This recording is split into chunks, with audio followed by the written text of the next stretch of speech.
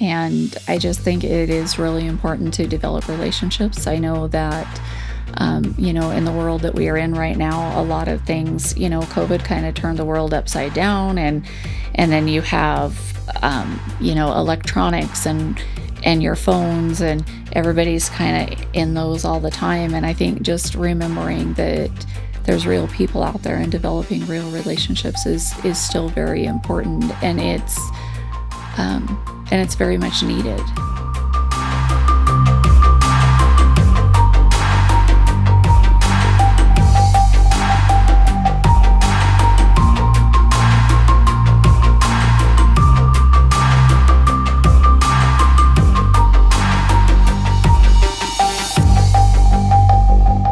Hello, and welcome to the Brenton Peck Podcast. Today, my guest is Denise Cook. She's an eligibility worker with DHS in Ontario, Oregon, helping people apply for things like SNAP benefits and medical coverage. Denise has a real passion for coming alongside people when life is hardest and giving them the help and hope they need to take the next step forward. So let's go all the way back. When did you first know you liked helping people?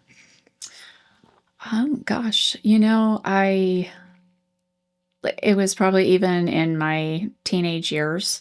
I started out like helping my mom teach a Sunday school class. I eventually went into taking over my own Sunday school class and just doing that. Through high school, I was asked to be a part of a group. It was called Natural Helpers.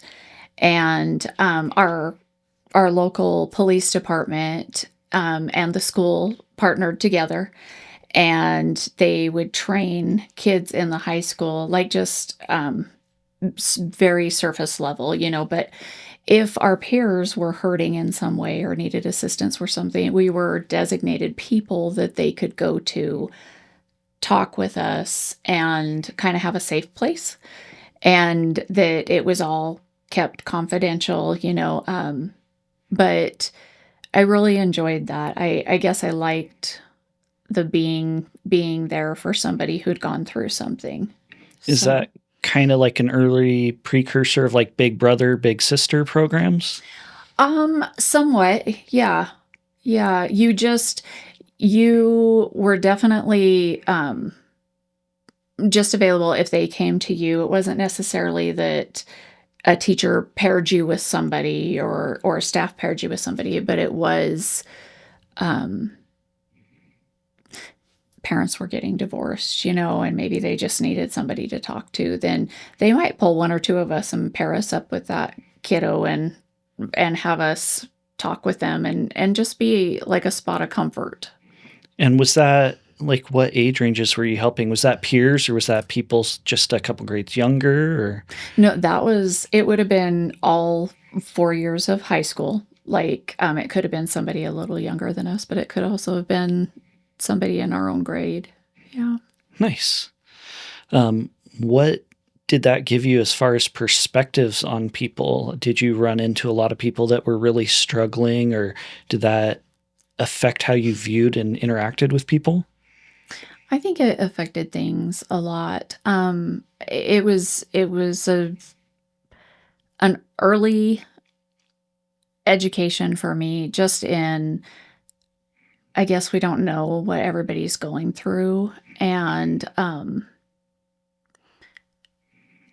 they might be that angry kid, but we didn't know, what was going on at home or what struggle they were dealing with. And so that really was an open door to kind of like, wow, I need to get to know people before I just decide, that kid's got an attitude or he's got a temper. It really made me stop and think, I guess, a little bit more about it. Yeah, kind of the whole don't judge a book by its cover. Right. Yep, very much so. Was there a lot of common themes? You mentioned divorce, but was there particular things you saw more than others? That's been a few years ago. Not necessarily. There was you might hear about a kid that was parents were getting divorced. You might hear of somebody who was maybe dealing with a little bit of depression. Um,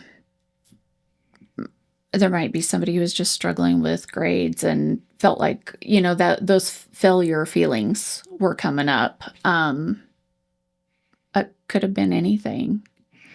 So I'm curious how that affected you as far as learning to interact with people, because we're all relational, but I think a lot of people don't really work on how to be relational with people. And so I think that mhm. gives you a different perspective and ability to connect with people. So I'm curious, did you notice that at the time? Did you notice those changes? Did that lead you towards working with and helping people? I don't think I was quite aware of it at that time. I mean, to be perfectly honest, I even all through high school, I didn't know what I wanted to be when I grew up. Like I still sometimes struggle with what I want to be when I grow up. um, but I definitely learned that just, sitting back and listening seemed to really mean a lot. So it wasn't like I could go to college for that skill. Um, or that it was just being there for people. So, yeah, but I don't think I was aware of it at that time. Like that was really I think I became more aware later in life as I started looking back at what I'd done and didn't even realize that that was the path that I was taking, if that makes sense. Yeah. On the flip side of that, were there challenges associated with that? Because you can get, I forget the term for it, maybe associative trauma Mhm. from hearing other people's stuff. Like, did you ever have times where you had to go to a peer or lean on that kind of system, or were you just internalizing what you heard from everyone else? So we did have like staff that we could debrief with, and that was always good because um, I think being empathetic with people was kind of um, I guess what I would say is like that kind of runs deep with me. So I did feel people's pain. I could shed tears with them because I felt their hurt. Like how horrible for some of these kids to go through some of this stuff. And so, but I think even like just being real and raw with them and letting them know that it did affect you, I think sometimes even opened that door more. So they knew it was safe to talk to you. I wasn't going to go tell the rest of the kids in the school about it. Um, so yeah. There's a podcast that I follow, Jordan Peterson, Hmm. clinical psychologist. He talked, especially when you're talking to like criminals, which isn't what we're talking about here, but um, people who've been through trauma, hurt, pain can be hyper vigilant.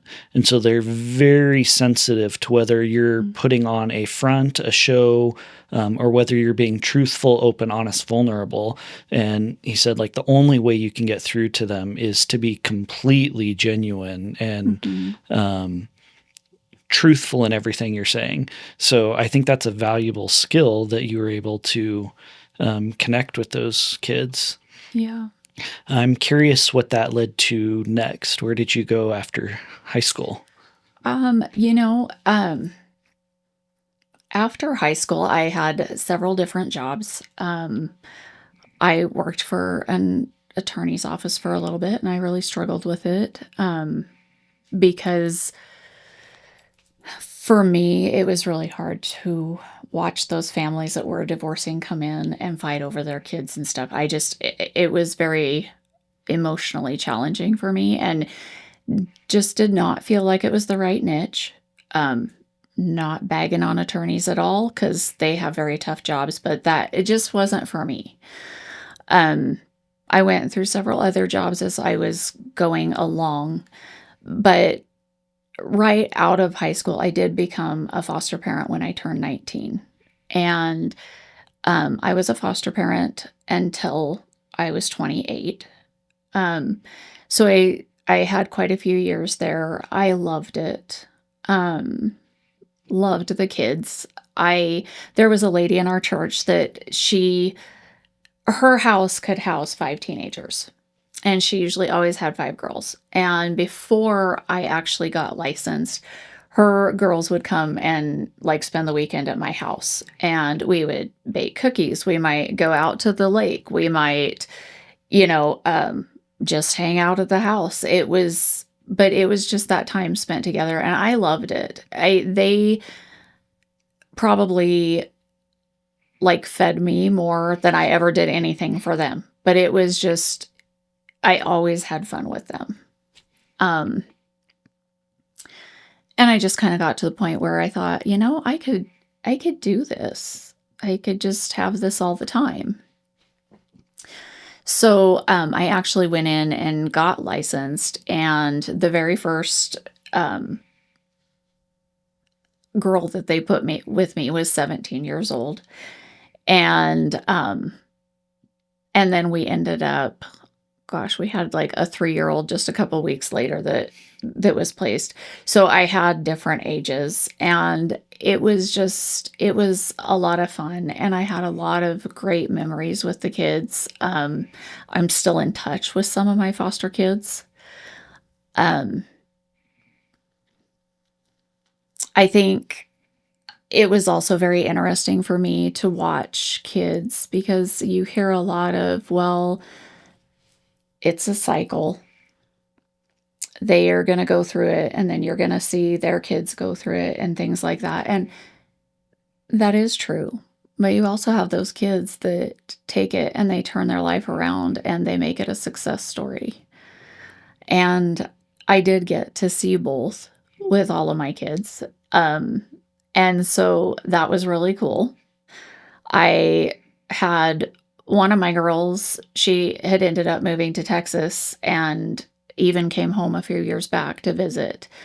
Um, I had gone to church, gosh, it's probably been about 6 months ago, and one of my girls came with her brother, not knowing that I went to church there, and so we got to see each other and just, shed a few tears over just getting to see each other again, and Facebook friends with some of them. So it's been good. Um, was hard. It was hard to see kids go home and sometimes, not feeling like it was always the best situation of them going back home, but there was also times where you knew parents were trying really hard and they were working on getting their kids back. So some beautiful stories out of that too. Yeah. Um, was there a typical time frame that you had the kids? Was it usually like 6 months or a year, or did it kind of vary? It did vary. It did vary a lot. Um, Sometimes it wasn't very long at all. You might have a child for like a month and then the next one might be there for 6 months. So that was kind of all over the place. I did have a couple of sibling groups. Um, by by the time, let's see, I had stopped, I think, when I was about 28 years old, which was actually when I found out I was pregnant with my first son. And um, I had had a couple of experiences where kids had gotten physical. And so when I found out I was pregnant, I decided that I should probably not continue that because I didn't want to put myself at risk. Um, and I just needed to focus on the family I was starting. And so that was kind of why I'd gotten out of it. But at the tail end of it, I adopted one girl. Um, Very beautiful, very special girl. And um, my whole purpose in even going through the adoption, because she was just going to age out of foster care. It wasn't like we could have just let that happen. But for me, number one, I loved her. I mean, I considered her my kid, but I wanted her to have a place to come home to. I wanted her to have a place to call home, and that, she just knew she could come back there if she needed to. Yeah. Not. So, yeah, and it wasn't just, well, you aged out of foster care and there wasn't anybody there when that door closed, because it can be hard on the kids, and sometimes they don't have. There is nothing there when they age out. So No place to land safely if they need. Right. I would imagine it's also hard for them if they don't have good mentors on what good relationships or family dynamics can look like as they go to start their own families if they decide to. Yes. Yeah. It's tough. And foster parents, I believe they're there for a reason and they're all doing the best that they can, but some, it is hard. It's a different dynamic. You're not their biological parent. You're not their blood family, and sometimes that's tough, but it's the reality of it. And it's not anybody's fault. It's just how that situation is. Yeah. And I would imagine there are definite challenges associated and different with each child, but the reality is you're not put in foster care just willy-nilly. Like there is something significant going on in order for a child to be placed in the foster care system. So you're probably dealing with children that have trauma ongoing, and have struggles of their own from dealing with that. Yeah, definitely lots of big feelings, like, why aren't mom and dad there? Why wasn't I enough to stop this? Why didn't they care about me? Why don't they love me? Lots. And when those kids are placed with you, like the majority of my kids were set up in counseling. So, they were being seen on a regular basis. There is the CASA program in Oregon, which is Court Appointed Special Advocate. And so they would have a CASA worker assigned to them. And that was another person that was there just on their team for them. And so those things were very beneficial, just to kind of help work through some of the emotion and some of the hard times. And there was times like my job might have been just letting them sit there and cry. My job might have been letting them scream in anger because they don't understand why mom didn't call when she was supposed to, or why the visit got canceled. So lots of hurts there for those kids. I would imagine there's probably a fair amount of defiance acting out, because where kids naturally act out, you could have the most well-behaved child in public, but they quote unquote misbehave at home because they're learning boundaries. They have to figure all that out. And the safe place to do that is normally the family home where you maybe have siblings. Like siblings aren't going to leave you. You can put them through a nightmare, torturing each other as siblings tend to do. But at the end of the day, they're going to be there. Same thing with your parents. So I would imagine with some of these kids, when they're going into a foster system, now they don't have that sense of safety. They don't know where to even try out boundaries. So I would imagine that can be a lot of acting out, not intentionally to hurt anyone, but because they've lost that entire structure and knowledge of where's okay to test boundaries or test things or learn and grow. And I definitely think that right there, like what you just explained, is exactly where is a good description of what the term is, the honeymoon period, because you have a honeymoon period. And I think that is where those kids are just observing. They're checking out, how's she going to handle this? What's she going to do? They're looking for that that safe spot. Like, is this a place where I can have a meltdown and she's still going to care about me when I'm done? And that's, yeah, because that was a common term that was used. Well, it sounds like the honeymoon period's over. And so you would get to see a little more of just them dealing with their feelings, the real raw parts of it. Did you ever have some that had bounced around between different foster homes? Yes. Because I would imagine with each bounce, that gets harder and harder for the kids to trust that even if they're okay with this, at some point it's going to end, and then I'm just on to the next place. Yeah. And there were situations like where kids would verbalize that. Like, it doesn't matter whether you're mad at me or not, because I'm going to disappear. I'm going to go to the next spot.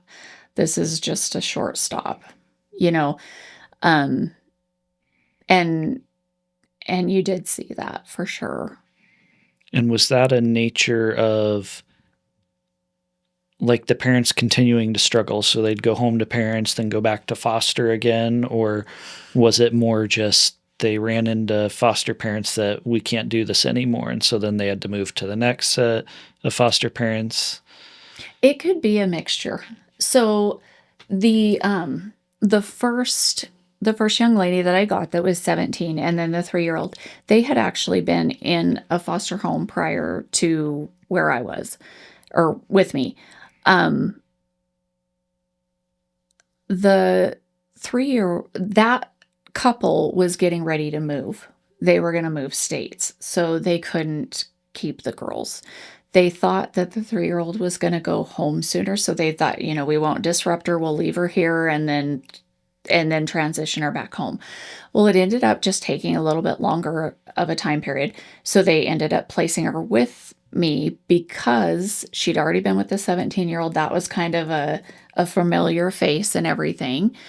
And the 17-year-old, that plan was she would age out. So that's why they had gone ahead and moved her with me.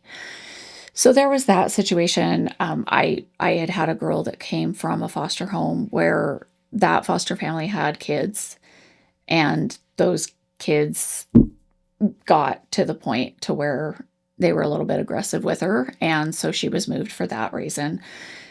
Sometimes you saw, like, there are just different levels. For me, even, there was times when I had to say, I don't have the skill to help with this situation. She would be better, they would be better someplace else. And that was really hard to do. But I also had to be honest about what my abilities were. And if I wasn't going to be like something positive for them, then it wasn't going to be good for me or for them. So, yeah, you saw a little bit of everything. I'm a little curious. I know some mental illnesses like bipolar or other things are often triggered by a significant traumatic event. Mm-hmm. So I'm curious on, I would imagine there was an increased probability of some sort of mental illness with kids in foster care. And so having an understanding of those specifics helps you to help the kids. I would imagine there's some level of not being prepared to deal with those specific challenges that have arisen based on the trauma they've gone through. Yeah, and at that point in my life, I didn't have a lot of experience like around that. That came later in life. And I definitely see, like, I was very inexperienced. I was very young. And but I loved it. It fed my heart. I thought they were, they were getting things out of it too. The kids were, I took them to church with me, we did those kind of things. Counselors would give tools to help in some of those situations, but sometimes it wasn't always like, it just didn't work. So,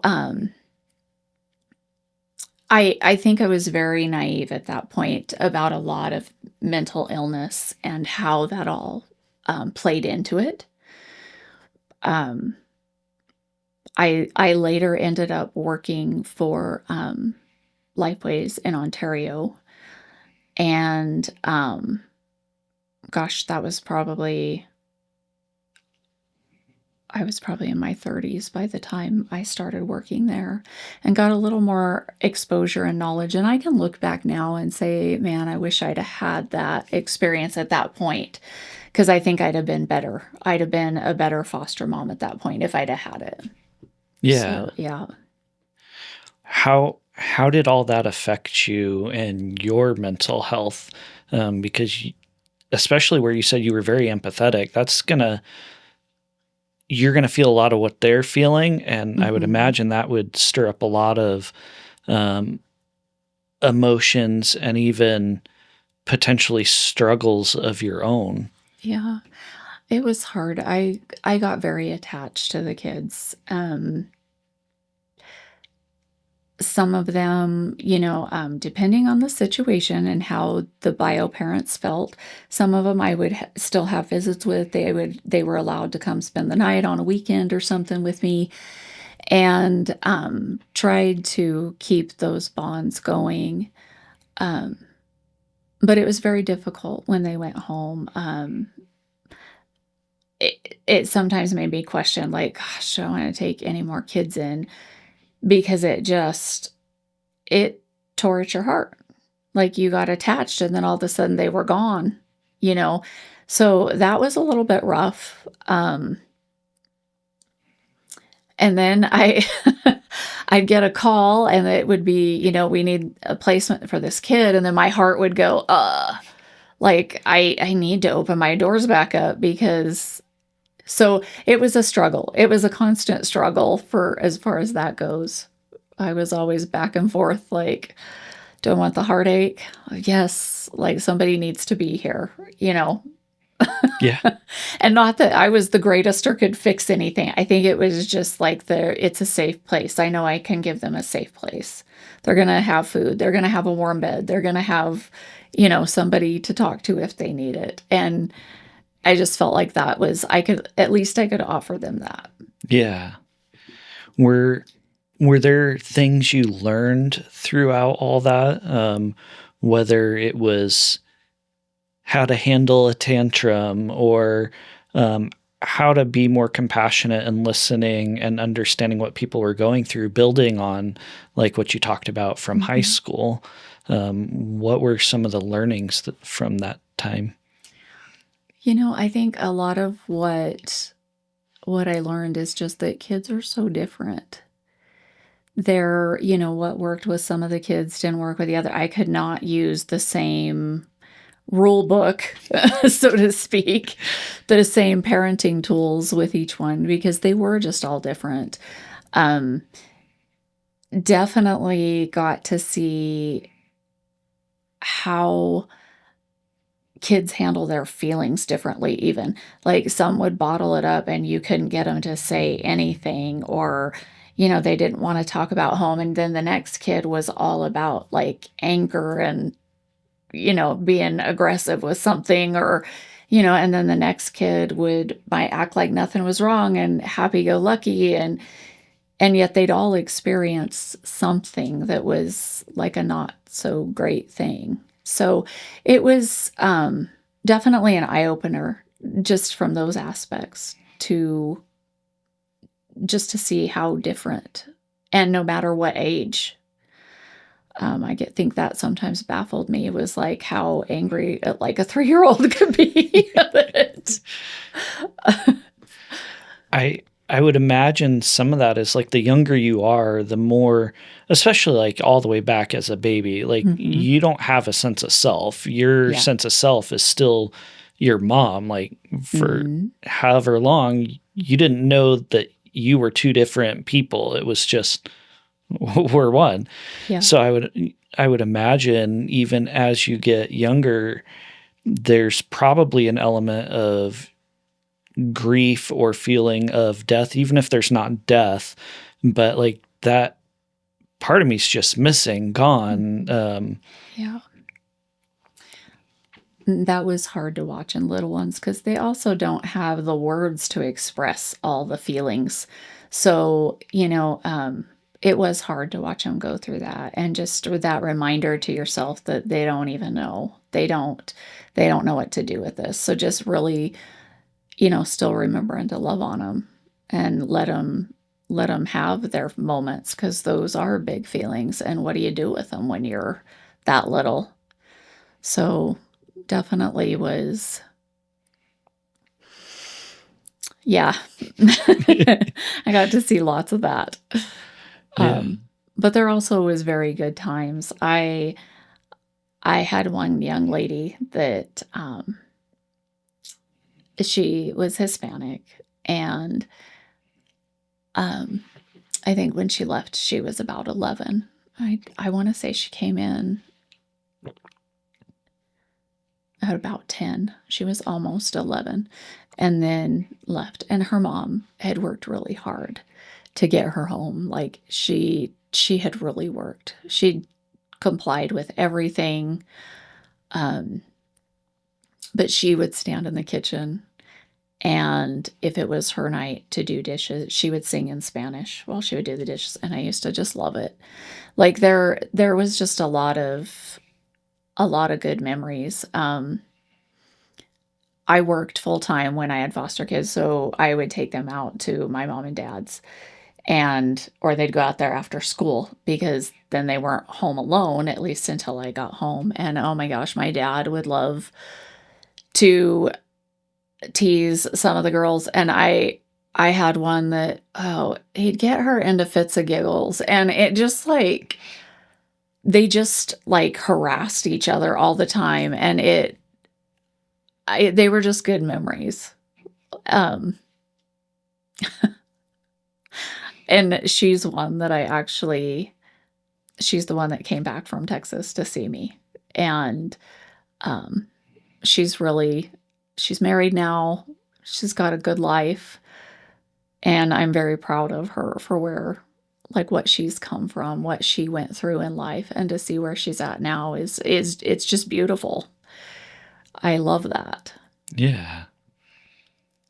So, that's a lot of good memories. Yeah. And to have her just show up and be able to reconnect. And yeah.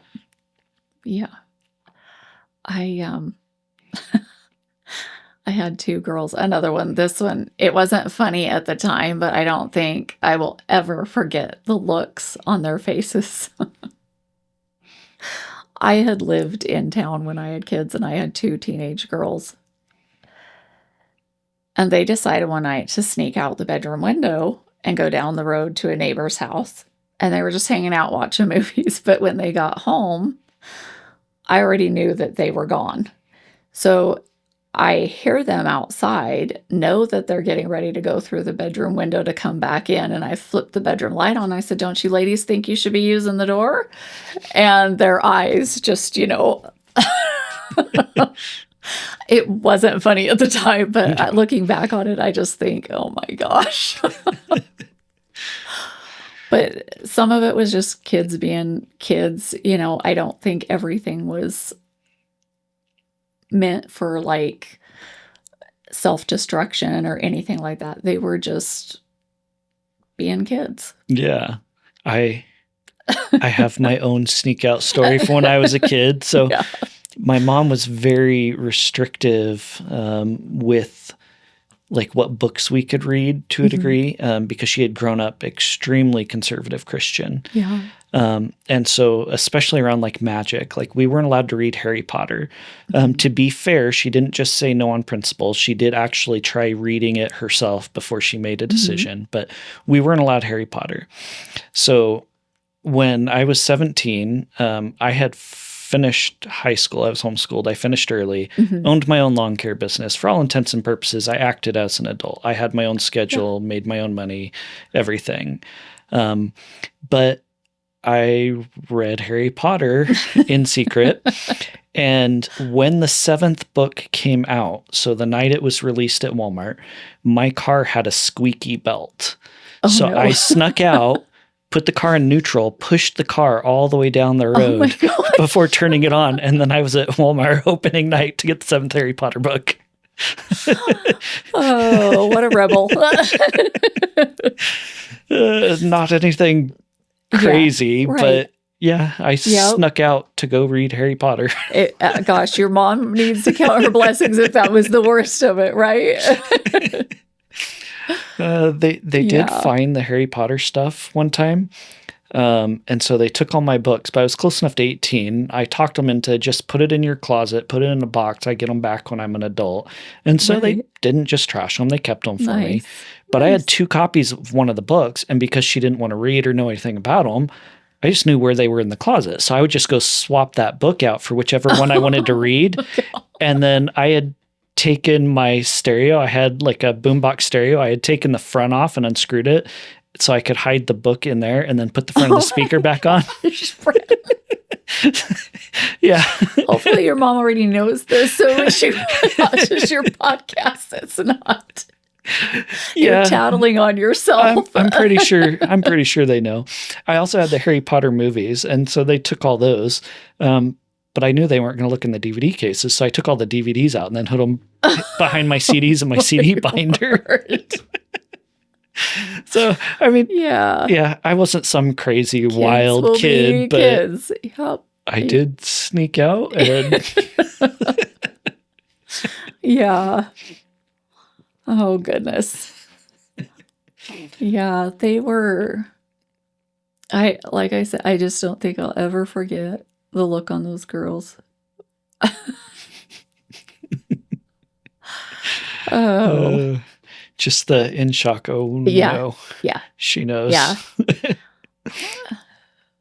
But Well, where did you continue on from foster care? You said you went to Lifeways. mhm. What made you want to go to Lifeways? I will be honest. I had actually just moved back into the area and I was just looking for employment. I I had done secretarial work pretty much all my working career. Um, and so they had a front desk opening come up, and that's what I had gone and applied for. And I was hired on there. That's what I started out as. And at the front, or like, I guess if you don't know all of what Lifeways does, they have a drug and alcohol department. They had intellectual and developmental disability department. They had mental health counselors. They had prescribers. We had a domestic violence, held like domestic violence groups for like the aggressors. Um, there also, actually, when I first started, there was actually, they did sex offender groups. And so all of that was provided there, but I was mainly at the front, like where the mental health and drug and alcohol groups would check in, or if you needed counseling, that's where you check in. So we'd assist people with filling out paperwork, and we did receive a lot of training, and we were kind of that front line. I mean, you might get somebody who comes in tears just because they're coming to counseling for a reason. Mm-hmm. And so they tried to prepare us and give us the tools we needed to work the front. And so I definitely gained a lot of knowledge there that I just was able just to apply life in general. You don't know what the person at Walmart next to you is going through. And so I learned a lot there. I did move around to different departments for the years that I was there. I was there almost 11 years, I think a month shy of 11 years. And so I spent some time even working like in the billing department. And part of my job was we would have safe court clients come in. And a safe court client is somebody who had offended more than once, like had more than one DUI. And so court ordered to be there. And they had to do check-ins, financial check-ins. So I would meet with them to go over what their, like if they qualified for a sliding scale, a reduced fee. And so you just got to know them, and they're just people. Like, and there is such a negative air over somebody who has an addiction or somebody who struggles with some mental health issues. And, I don't know. I really, for myself, I think I learned a lot about not being judgmental and just jumping to conclusions, because you never know when you're going to go through something. And you sure don't want people judging you when you're going through a rough time. You want people that are going to be there and be supportive. And I think that was one thing that really I gained from that job, is just learning that, like, just to be more compassionate towards people. I had gone through a period in my life where I'd experienced drinking, and it very well could have been a heavy, heavy addiction for me. And I do feel like I was blessed, like God helped me get away from it before it was more than I could handle, or more than He would help me handle, because I don't think I did it on my own at all, believe me. But just knowing that it's not easy. It's a fight not to grab whatever that is that you're going, whether it's the drink or the drug, or, and so knowing that it was a struggle for them to come in, it's an embarrassment when you know that people know you've been in trouble for this, or you've got this label. Like, it can be shameful. And I tried very hard to treat everybody with respect. They're a human being. And that was very much it. I had one time a young man that he was just coming back in to treatment, and he wasn't very happy about it. And he went to pay for his group, and when he did, he just literally dumped out a bag of change on my desk and was like gonna walk away and go. And I said, well, hold on a second. I said, I have to count this, because if you overpaid, I need to make sure you get your money back. And I did get an eye roll, but I was very kind to him about it. And I just, like, I didn't get mad because, I can't believe you just dumped all that change on my desk and now I have to count it. And, I didn't make a big fuss about it. And he stood there while I counted it and never said it. Like, he never said anything. And I'm just like, all right, perfect. It's great. You're good to go. Thank you. On your way. Have a good night. And, after that, he never failed to speak. He was always friendly. Like, I don't know what it was that did for him, but I think it just, like, it was some type of icebreaker for us, that he knew that I was not going to be mean to him or rude to him, even though he knew what he did was a little bit over the top. But, I don't know. And I didn't do anything other than smile and greet him. That's just it. Like, I don't feel like I was doing anything out of my way. I even had taken my kids to a birthday party here.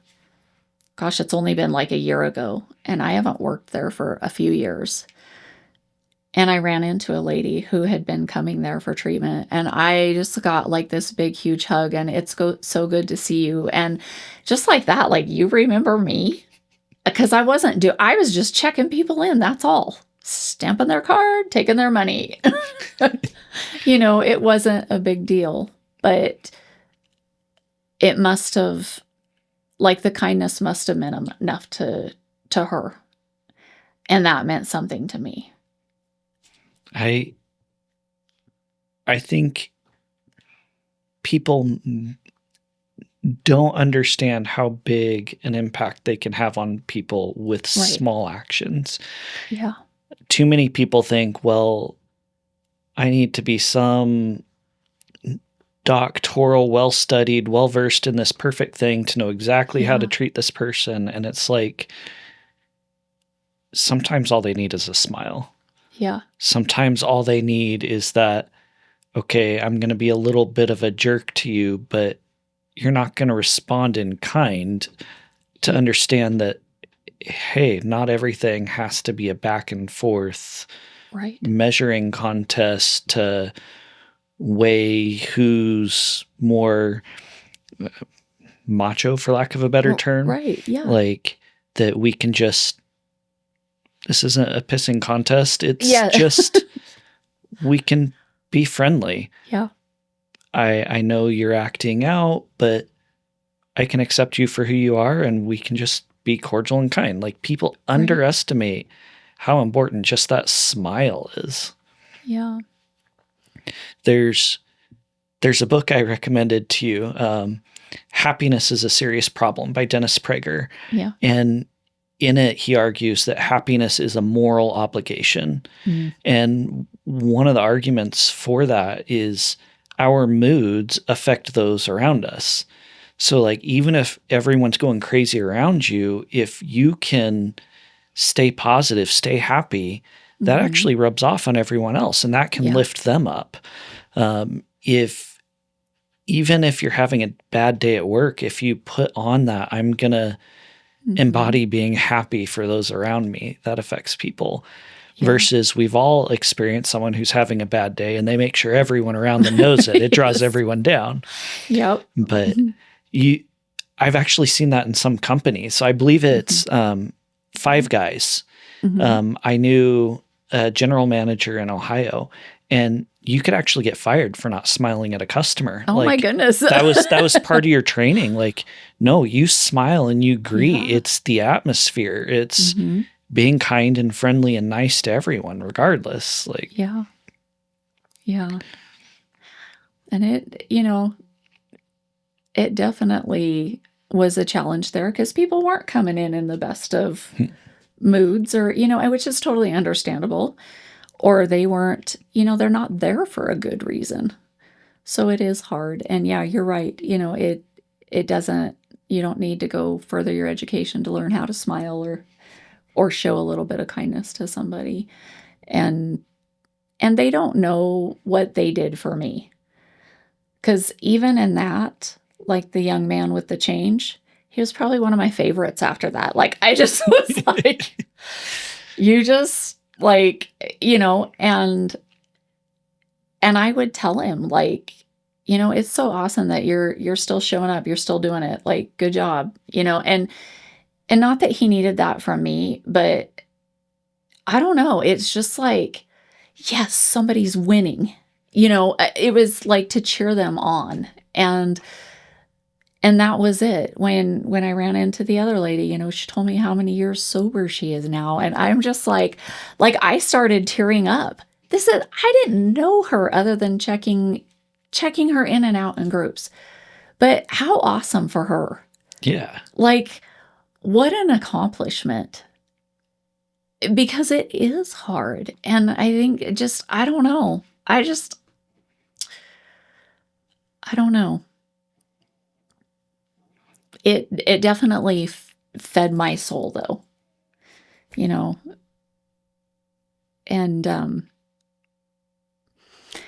that was part of that job. And then I had moved on to, like, working. I was a service coordinator for intellectual developmental disability, and oh my gosh, I loved that part of my time doing that.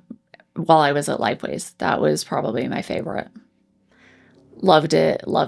You want to talk about being able to cheer with people when they succeed at something, like when somebody gets their first job, or they accomplish, maybe there's a physical ailment part that is part of their disability that they've been able to overcome. Like, it's just, that is, like, I don't know. I just always picture, like,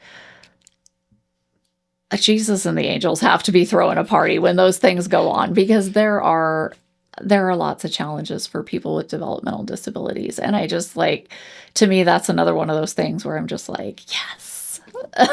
Yeah. I So, I think a lot of this comes back to we're relational people yeah. and building those relationships. Um, Going back to like that guy that threw the change on the counter to Uh-huh. you, in some ways, I'll liken this to being military growing up. When you Hmm. go to move, once you've been told you have orders and you're moving, quite often people start being mean to their friends or closing them off.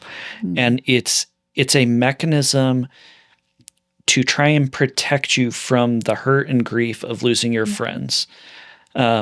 And you see people act out things. So if you go in already feeling ashamed, then you're making that personal about yourself, about your identity.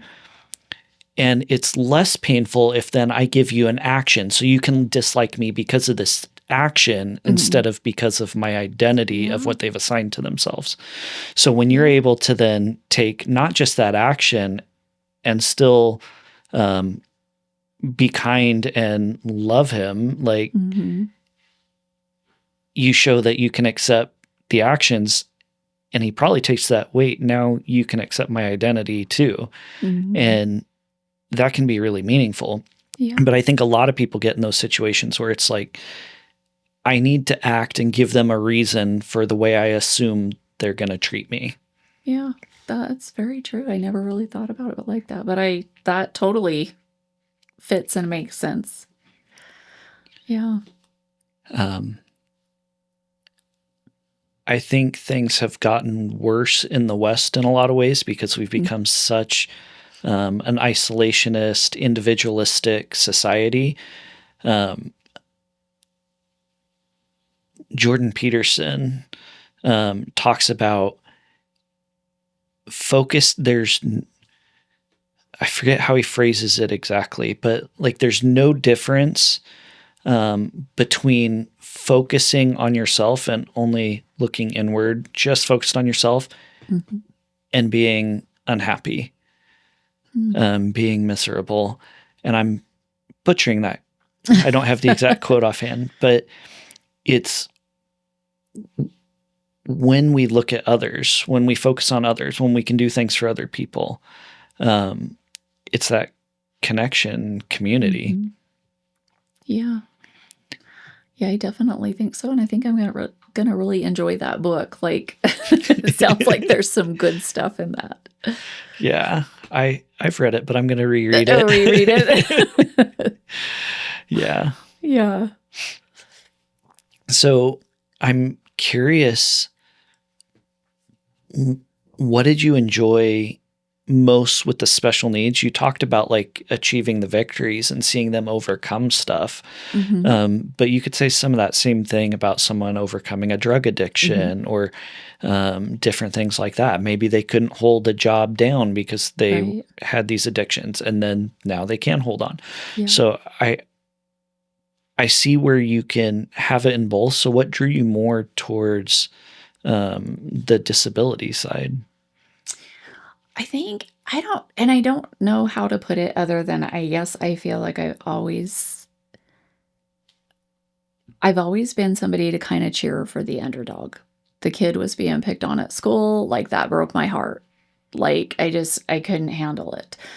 Um, when I was in high school, we had a couple of different, kids with developmental disabilities, and we would high five in the hallways. I mean, there was just and I will have to say I went to school with some pretty darn good kids.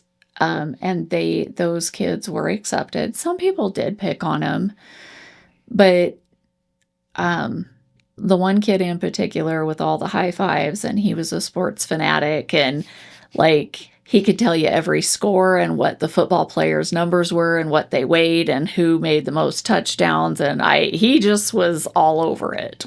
Um, but I just like being there for them because you did see that portion of where there was somebody that picked on them or treated them wrong or, you know, and so I guess for me that being in their corner was always kind of a big thing.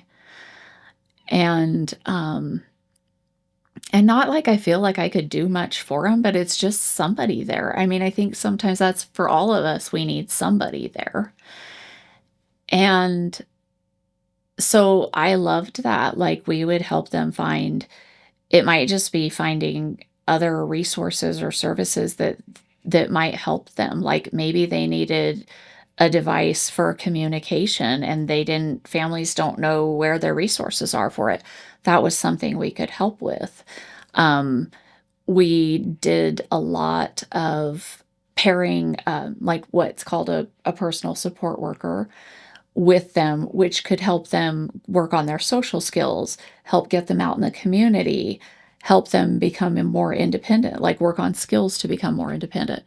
And so it was just like seeing them that growth for them. Um, and that I don't know, I loved it. And I worked with people of all different ages. There was little kids. I had a couple of elderly people that were still doing like because we worked with people who were in group homes, foster homes. They could be in their own personal home setting, you know, like maybe still living with their parents. They might be on their own even. And so it was all different degrees, I guess, of independency for them. And I love seeing that. Like sometimes we were helping people move out and here's, you know, you're getting to go out on your own or you're getting to move from mom and dad's home into a foster home. So like you're going with roommates and you're growing up and it just I don't know, it was just really cool to see that and to be able to help them reach things. Yeah. So that was a big part of it. I've always been a little curious on what people call disabilities. Okay. The reason being, a lot of the smartest people we ever think of Yeah. would have all been considered disabled. Like Yeah. you think Einstein, they're Einstein. pretty sure Yeah. autistic. Yeah. You can say that about many, many of the Mhm. greats. Usually, someone who's a savant Mhm. is somewhere on the autism spectrum. Yeah. Um, People who are incredibly gifted, naturally talented, just intuition for things that nobody else can even see, recognize, or hear, Yep. they're on the spectrum. Yes. And so I think there's trade-offs in a way. Like Yeah. you're naturally gifted and talented in something with a sacrifice of something else. Yeah. And so sometimes I wonder, do we put pressure too much on you have to be independent out on your own? Or is it more we can be more loving, accepting as a society and as fellow human beings or family or friends or whatever? And it's like, let me walk beside you with Mhm. some of your deficiencies so you can excel in those Right. things that you're just phenomenal at. Yeah. And that was something we saw a lot of. Autism is definitely something that is a, a DD qualifier. You could also look at like Down syndrome, and you're exactly right. There's those not so great parts, but there's also those great parts. Um, we had I had a couple of different people on my caseload where maybe socially awkward a little bit, didn't quite know how to socialize with people, but they were brilliant when it came to a computer. Or there was one that he could have told you anything and everything about any classic car.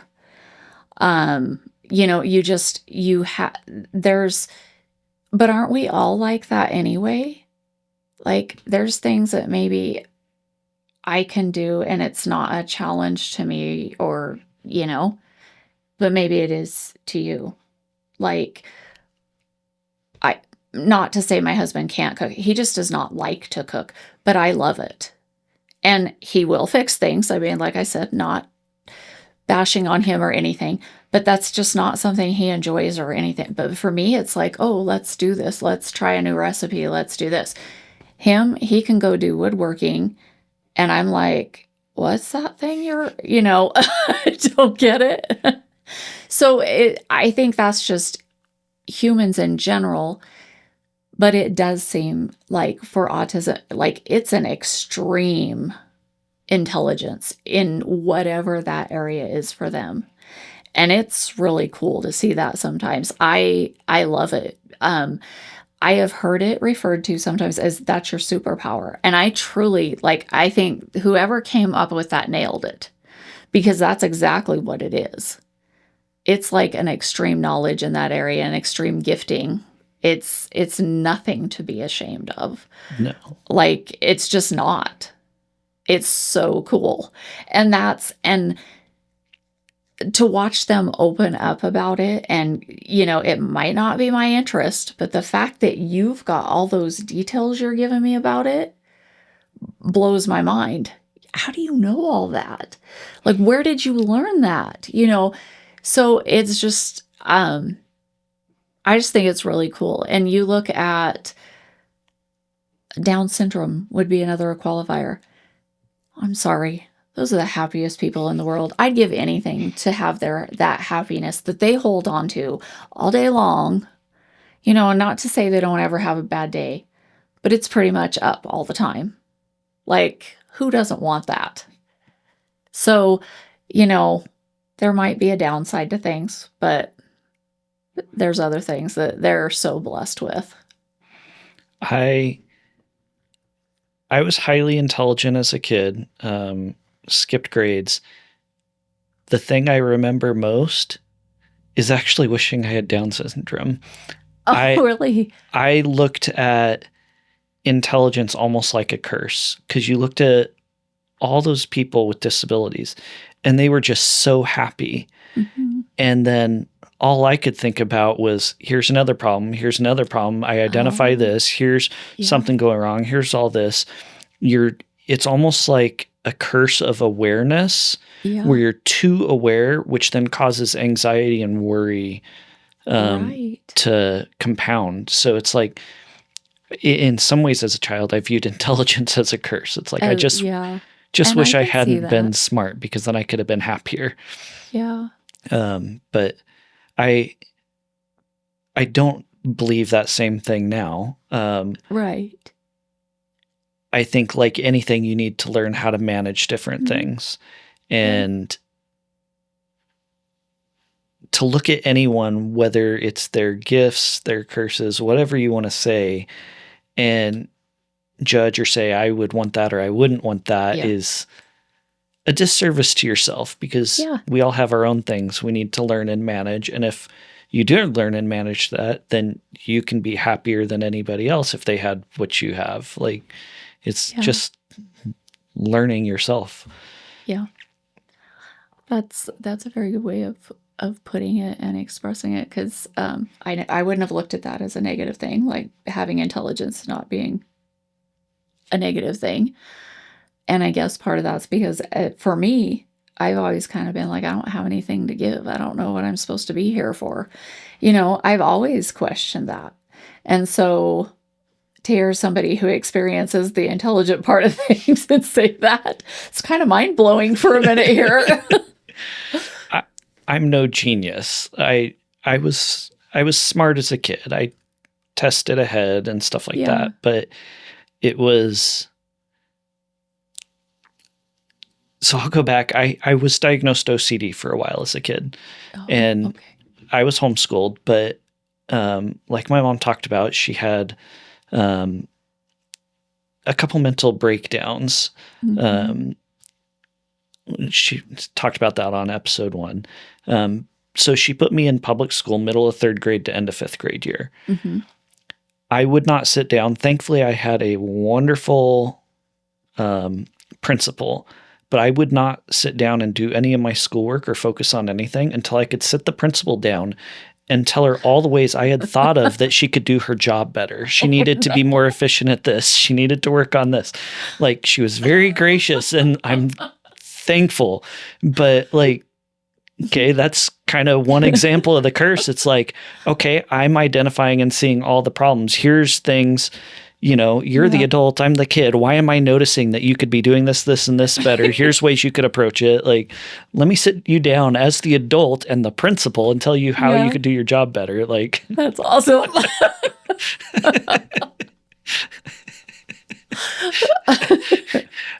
I sometimes wish I could go back and ask her, like, how did you handle that? Well, yeah. What was going through your mind when when we had this conversation? Third grade know-it-all that's no concept of the world. The closest thing I can think of, like, have you watched The Big Bang Theory? Yes. Or Young Sheldon?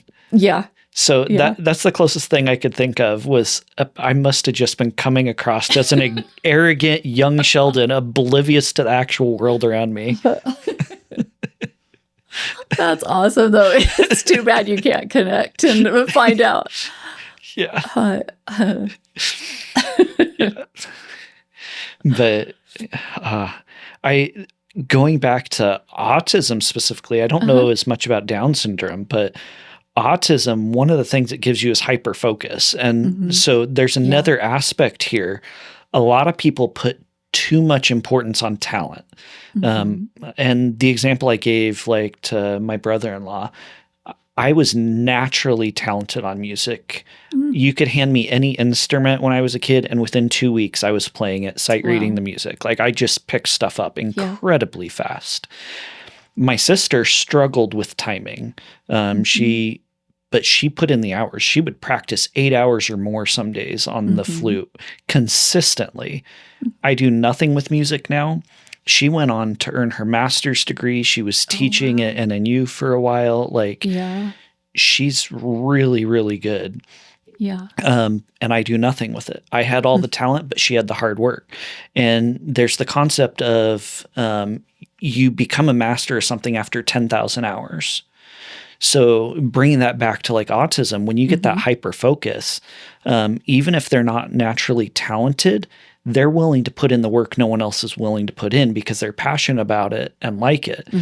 And so they can even overcome challenges because they have that superpower of being willing to put in the work and being hyper focused on something. Yeah. Yeah, definitely. That's, I had a thought there and it left. Sorry. Happens to me all the time. It's just that went right out the window. Maybe it'll come back to me. I don't know. So at Lifeways, how do I want to phrase that? What was your area of interest as you were leaving Lifeways? Like, did you remain towards the special needs? Were you looking to go to an area you could have more impact on that, or in a different way? What kind of made that transition out? So when I was leaving there, I actually became a personal support worker. So I was providing in-home care, and I had some clients. And the reason why I had done the switch was it was going to give me a little bit more of a flexible schedule, and having kids, that is part of what we needed at that point in time. And so that's what I had gone to. And I did really enjoy that because it was a very easy transition from going from, I literally was helping DD clients find these people and getting that set up and set in place, to being one of these that just worked hands-on. And so I did that for a couple of years. And then it just happened to be I wasn't getting enough hours in for us to, and I had another door that opened. So I then went to working in housing, helping low-income people find housing. So again, just like people falling on rough times and trying to like help assist in any way, like how do we solve this problem kind of thing? How do we fix your problem? And so I did that for a little bit, and then I ended up um, getting another opportunity to get back into some of the DD work and actually work from home. And I did that job for a couple of years, and I did decide to leave it, and it was for some not so great reasons. I just had a hard time getting behind the company and different things, and so that was I did have a few jobs there where I transitioned out of and just had changes that kind of led to something else. And then when I left that, I am now at I work for DHS out of Oregon, and I am an eligibility worker. And so I assist people in filling out their applications for Medicaid, SNAP benefits, what's called TANF, which is like a cash assistance program. Um, and we do a little bit of work with a DV program. And so I just work with that aspect of it, and I absolutely love it. I have been there for, it'll be 2 years in January. I work from home. I get to talk to people all over the state. I get to hear people's stories. I I get to help them find ways out. I get to help them find other resources, and it really truly just makes me feel good. Like I love it. I had a lady on the phone the other day that she told me, um, and not giving out information, but this is like basically it is a situation we see more than once, but going through cancer treatment and being able to have medical coverage and what that meant to her for her situation. And I just think, gosh, to not have to stress about the medical bills and just be able to focus on getting well, that's awesome. That's I want to help with that. Like if that's what I can help you do, let's do it. You know. So that really is just helping people. Like I feel like everything I've done has been that. Like how do we get you to a better spot? And it's just maneuvering things. Like it's not even a special skill or anything. It's just like you learn what resources out there are and you learn how to go through it and you listen to them while they're going through those things. And I just think that's like a big part of it. But it really feeds me.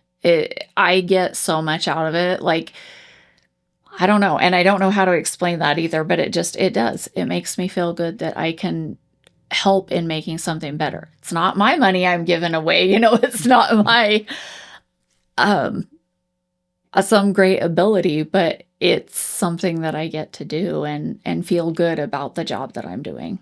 Yeah. There's been a lot of negative connotations about government assistance. Mhm. Like, I don't want to get political, but there's the age-old argument, give a man a fish or teach a man to fish. Yep. And so I would imagine some of the element there is actually the resources you're giving is, let's give you enough to Yeah. survive while teaching you to fish. Like Yeah. I would imagine it's balancing those two and finding the Yeah. proper balance for each individual to get them up on their feet. But how do you find all those resources? Because some of those resources aren't going to be government. Some of it might Mhm. be a church food bank Right. or, Yeah. um, I don't know, a women's group that you can go Yeah. just for some relationship. Like Yeah. each person's going to be completely unique. So how do you address that and work with everyone? Well, when I came on, there definitely have been some very resourceful people that have created different um, flyers or things like that. within DHS, they also have like a program where they can help them find employment. And so like that's another really great resource to help somebody who's really wanting to try to help themselves get out there. There is different things like the food bank. The Oregon Food Bank has a website where it's the food finder, and you can plug in your zip code and then it shows you where the food banks are in your area. So that's a good resource. Sometimes just Googling things is, like, is there a clothing bank or what churches are available? Um, a lot of just my past employment has helped with this because even Lifeways, I mean, we were giving people information about Project Dove for if you were being abused and you needed to get out of a domestic violence situation. There's Love Inc. There's these different programs, and so throughout my careers, I've learned about some of them and been able to hold on to that. It is challenging sometimes because we serve the whole state. So, like, you want to talk about what's going on in Portland or over on the coast, I'm going to have to do some research, but we'll find it, we'll make it happen. And knowing those things like churches are a good resource or food banks, those are things that are kind of found everywhere. So just, I guess, having that knowledge and knowing to refer, that has helped. I didn't know you would like work for the whole state. So like Yeah. these positions aren't like for specific districts or We are like, I'm out of the Ontario district, but yeah, like we answer phones and are set for appointments and stuff. And those can be, I could be serving somebody from Portland, I could be serving somebody from Seaside. It just depends who's, yeah. So it's very large, and sometimes it can be a challenge to find the resources, but you just dig. yeah. Yeah. I have two thoughts. One, how do you plug into a lot of the maybe lesser known local resources if you're not in that area? Because some of those resources, be it a local church food bank that Hmm. like maybe they're just starting, so people don't know about them yet, Yeah. but they also are trying, who can I call to let them know we're doing this? Like Yeah. people reach out and try and get that information out. But if you're not local, those people may not know who to contact to get that on some list. So like if you're the other side of the state, that you would be able to recommend that or know about it. So how do Yeah. you get some of those local resources for people where they're at? Sometimes it is like that church might reach out to their local DHS and be like, "Hey, we're getting started, and you might have some of the same like clientele, so to speak, that we would. So if you're having people that need help with this, send them our way." And then that can be shared within our um, like through email and dispersed throughout the company.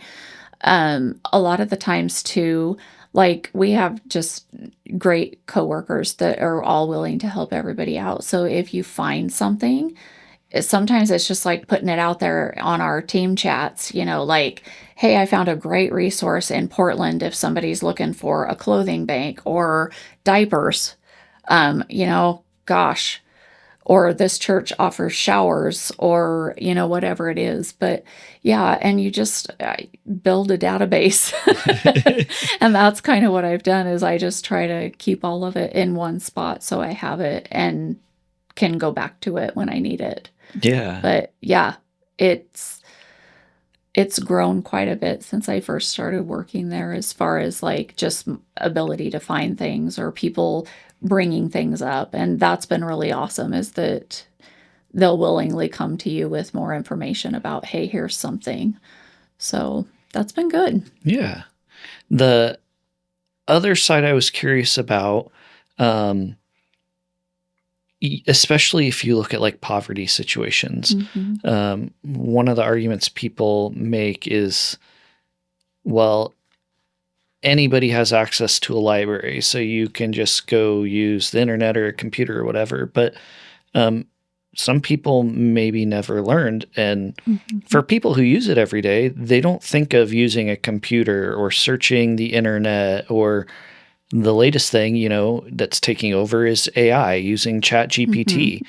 Um, People who didn't have that or haven't worked with that, that is a huge barrier to Yeah. entry, a huge skill to learn. So I would imagine part of the resources some of those people need isn't even just like a food bank, it's soft skills or even hard skills Mhm. to be able to come up to speed to get to different Yeah. things. Yeah, and that's one thing, that's part of what the team that I work for, um, we are all remote, and it's if somebody wants to fill out an application online, they can go do it online if they want to, and, we're gonna get them. It filters back through to us. But they also have the option to they can call, and I'll do the application with them over the phone. So, sometimes, people that just don't like computers, or I might have that elderly client that they're not gonna learn a computer, they don't want to, they don't have any interest in it. And so we just do their applications over the phone. It's they still have the option of going and seeing somebody face to face at the storefront office. That's what we call it, if they want to. So it's, um, I think, opening up the doors to where there's more options. You're not just having to fill out an application over a computer or sitting with a person, because maybe you're dealing with anxiety amongst everything else and you don't want to be in a waiting area setting, so they can call us and we fill out the information for them and get verbal consents and that kind of thing. And so that makes it easier for folks that aren't um, wanting to be out and about that much or can't. Sometimes we have people that can't drive and it's a shut-in situation, and so that's beneficial for them. Um, but yeah, lots of challenges. There's, lots of homeless out there too, where again, it's that, like, you don't want to go out into public, and there's that shadow of shame that falls over even that group, and how you're looked at. You go into the library and you're not really desired there because of appearance, and that's sad, but it's the reality of it. And so a phone call is a lot easier. So, I would imagine there's a challenge. We'll use homeless just as an mhm, example. Um, what if they're not even aware of the resources? Like, they may not be aware of DHS or how to even get a hold, yeah, or of the food banks or whatever resources. Um, I would imagine, maybe it's a weird term to use, but I would imagine you need to cross pollinate some with the churches or other organizations too. Like, if you come across this, send this to us because we can help with yeah. this. Not just, like churches saying send them here, but Yeah.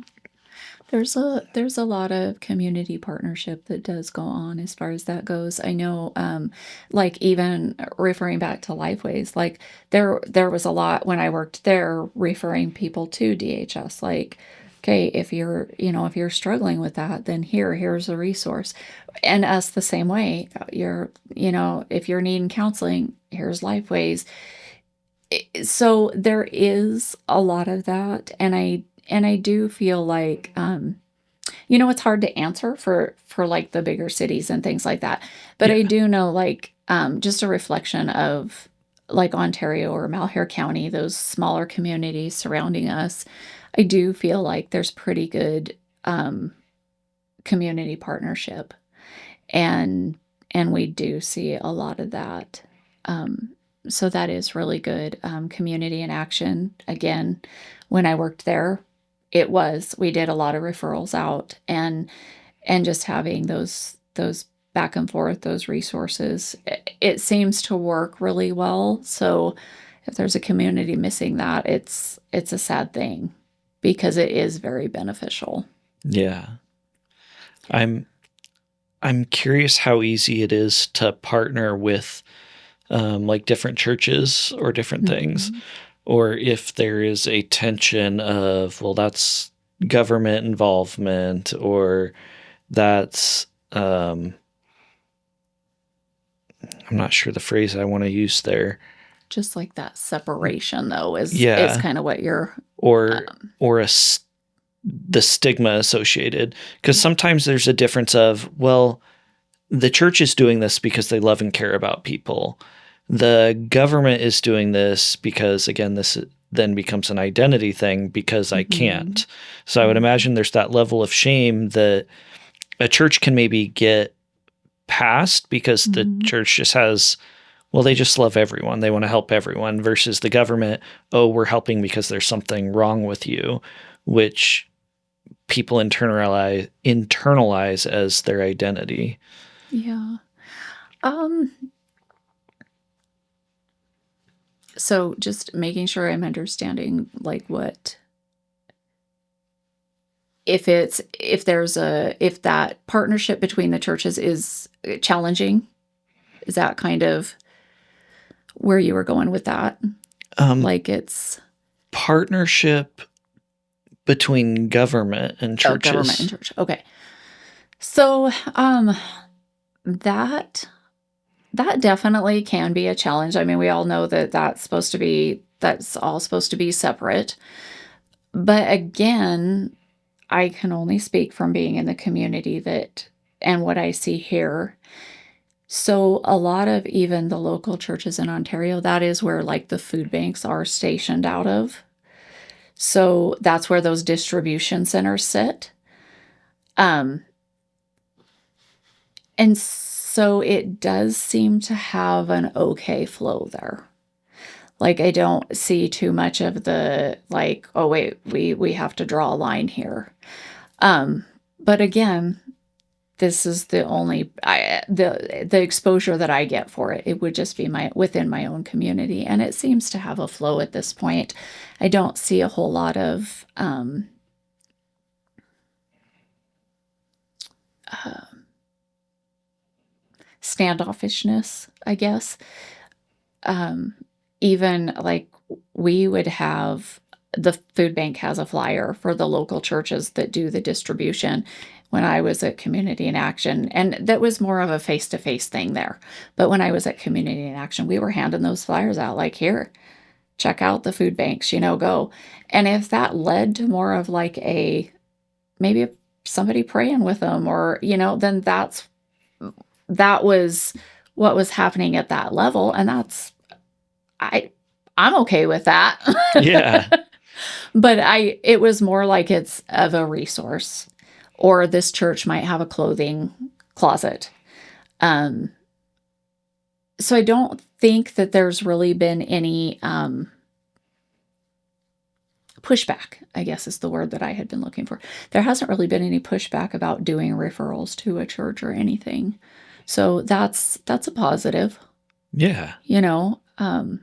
Because they can get so much more than just the clothing bank or the food bank, They might get somebody to pray with them and give them a positive thought or a shoulder to cry on. Like it could develop into something more. Yeah.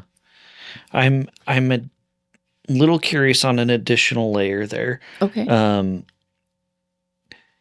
Different church denominations. Hmm. So many of them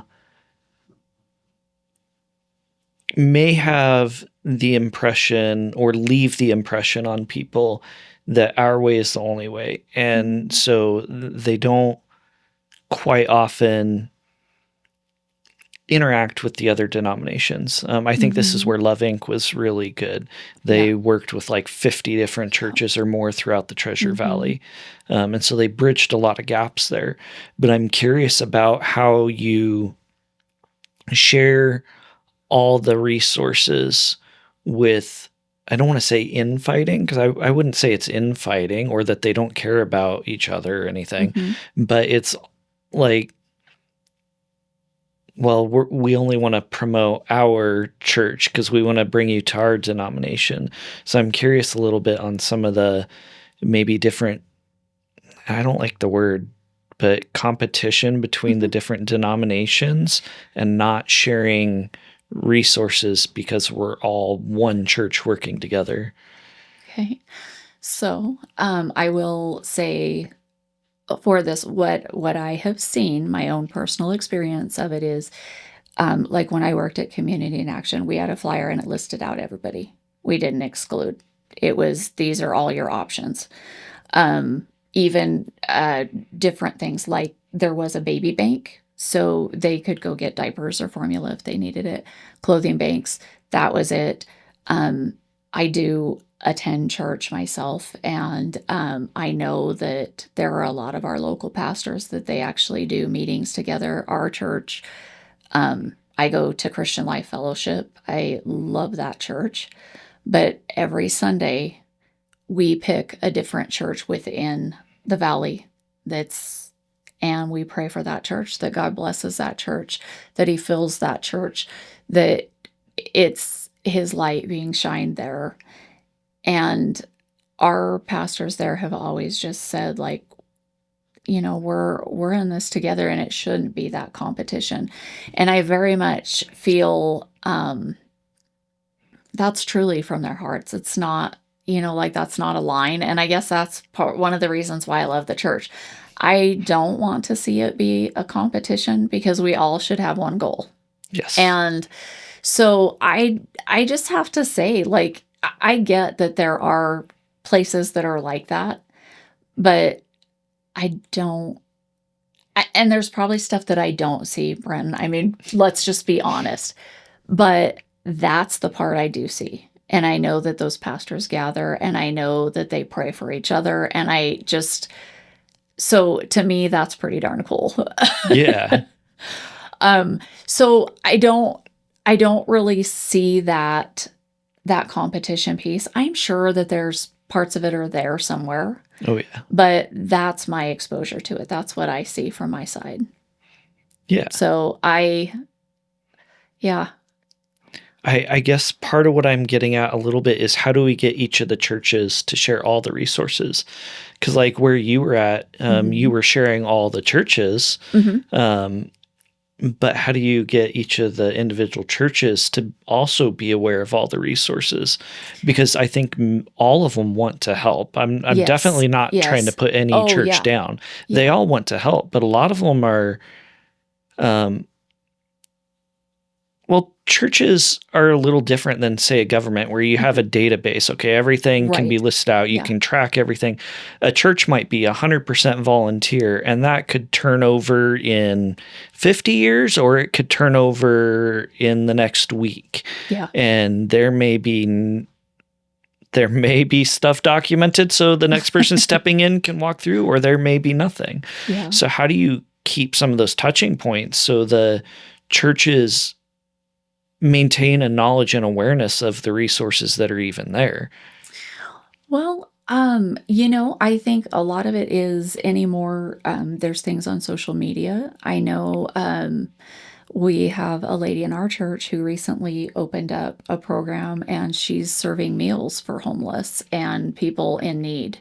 It's not just homeless, but she did that within the community. And I know there's social media and there's, you know, um, there's community resource events where flyers are passed out and given, and I think that in the local area, I think they do a really good job of just really putting that out there.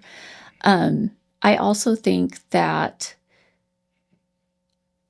like, you look at DHS as, okay, that's a government resource and it's there, but it's also people that are there. So this person might go to this church, and so they're gonna promote, hey, if you have somebody in need, don't forget DHS offers this, this, and this. You're going to have somebody who's going to the Catholic Church that may be able to say, well, don't forget, we have this, this, and this.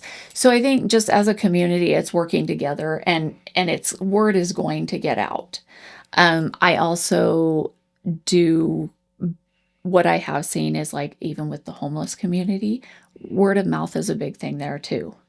So you need something to eat? Well, there's the church down here, or DHS for food stamps, or this resource here. So they're a community within themselves. That is one thing I really learned when I worked at Community in Action is they're watching out for each other, and there's support there within. So Yeah. I think that goes back to on a couple episodes I've referenced like shame. One of the biggest ways you combat shame is community. mhm. One of the biggest ways you can combat anything, whether it's a mental illness, whether it's a addiction recovery,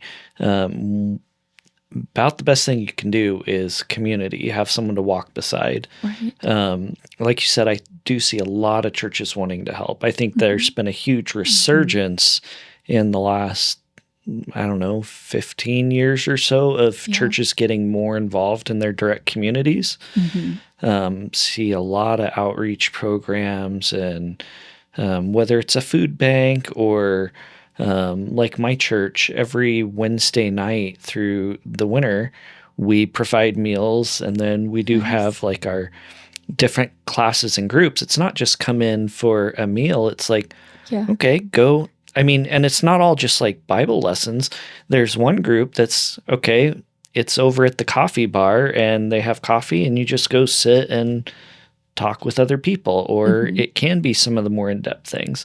But I'm Yeah. seeing a lot more focus not on just, I don't want to term it this way because it sounds wrong, but I can't think of another way to phrase it. They're not focusing just on handouts. They're Yeah. focusing more on building the relationships and Yes. connections. Yes. Mhm. Seems like there's a Yeah. huge resurgence of that. Yeah. And that is where it is hard because I know, like, you look at any type of government service, and that's kind of where it is like, well, the whole going back to teaching a man to fish or just handing him the fish. And that is where, like, they do offer the jobs program to where they're trying to help them find employment and better things.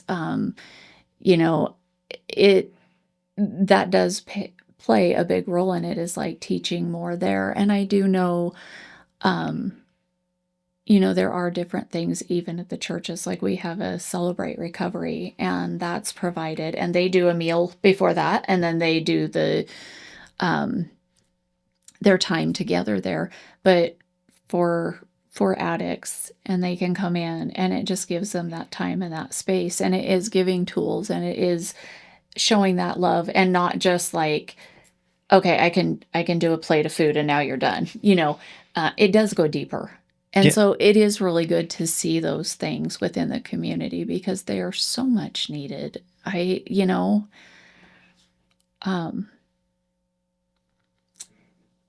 and it does seem like it's coming back to life a little bit more because it has been uh,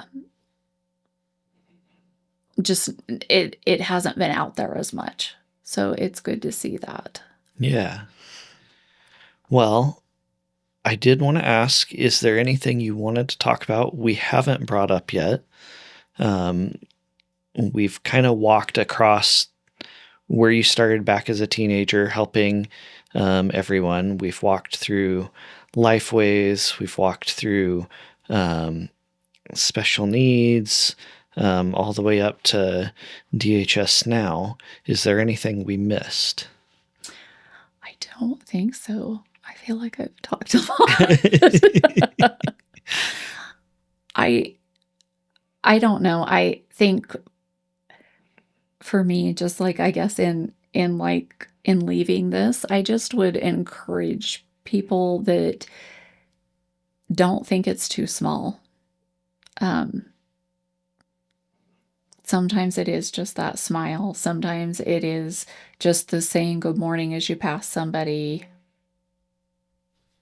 in Walmart, in the grocery store, whatever. And sometimes that's all we need.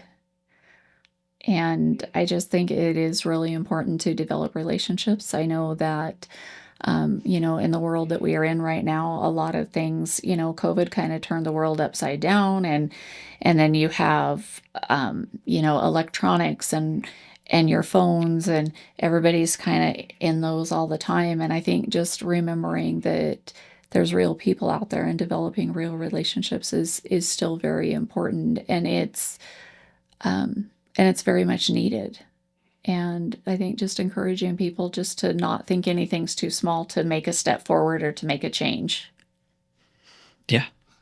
I had an additional thought that just came to mind when you mentioned social media and being on our Mm-hmm. phones and stuff. Mm-hmm. It used to be you could roughly account for a certain percentage of the population on average would be like a sociopath or psychopath.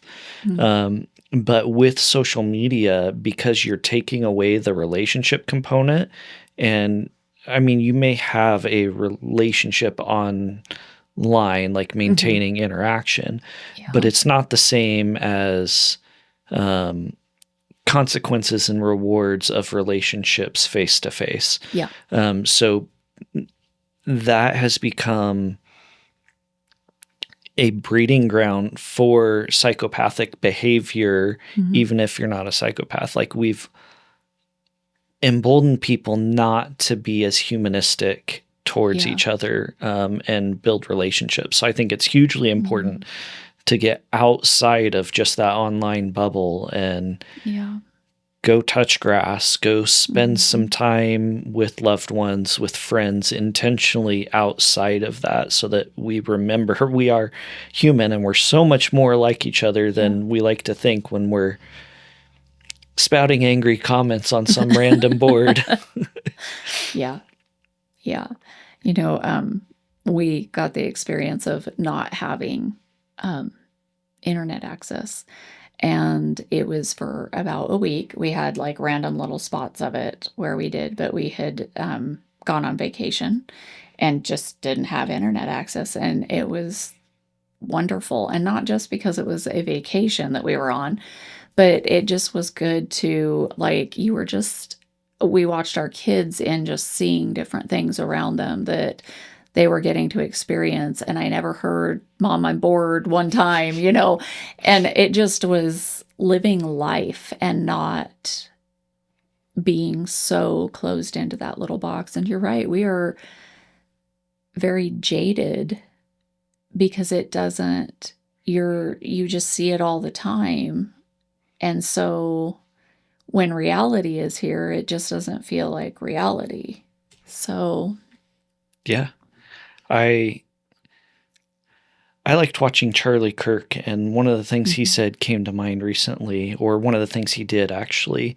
Um, they observed the Sabbath very carefully, in that they would turn off all electronics. Mhm. So every week they had that one day where there was no outside interaction, Yeah. spent entirely focused on family, no emails, no social Yeah. media, none of that.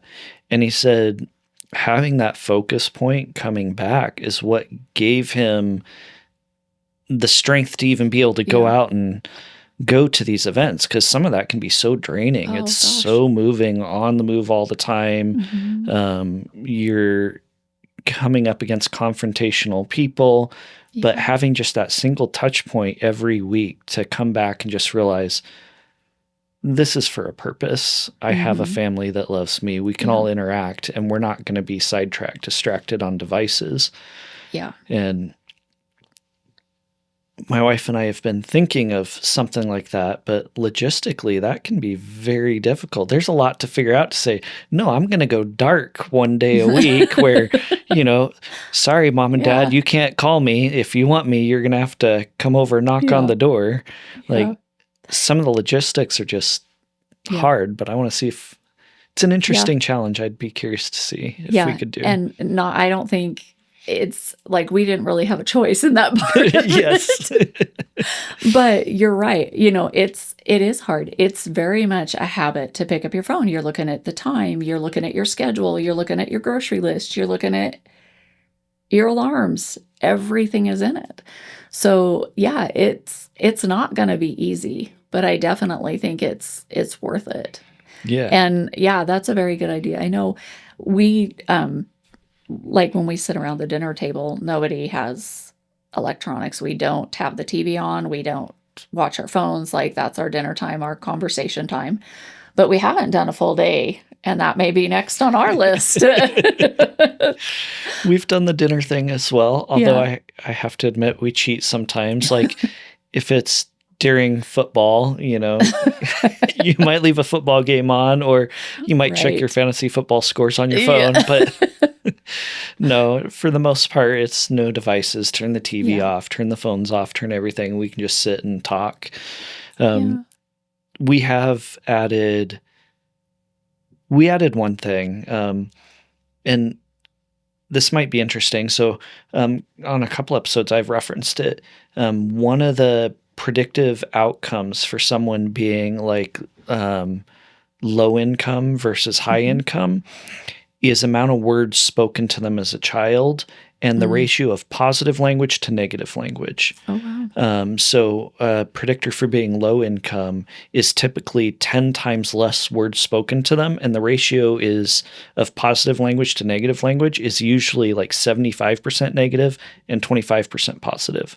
Wow. And you look at people who go towards like high income, usually they're spoken to 10 times as much. So like reading books to your kids or talking in general. And the ratio of positive to negative language switches where it's 75% positive and 25% negative. And so it's an interesting statistic there.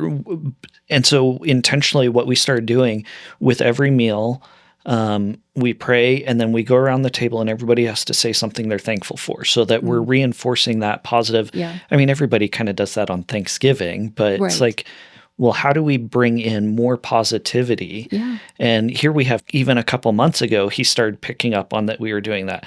And he just, in his sweet little voice, thank mommy, thank sissy, thank baby, thank daddy, thank food. Like, he's already picking up on that. Be positive, be grateful, be That's awesome. thankful. Yeah. And why not have it all year? Yeah. Yeah. That's awesome.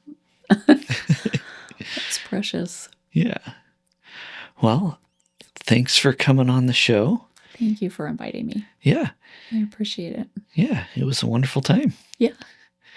And thanks for watching the Brent and Peck podcast.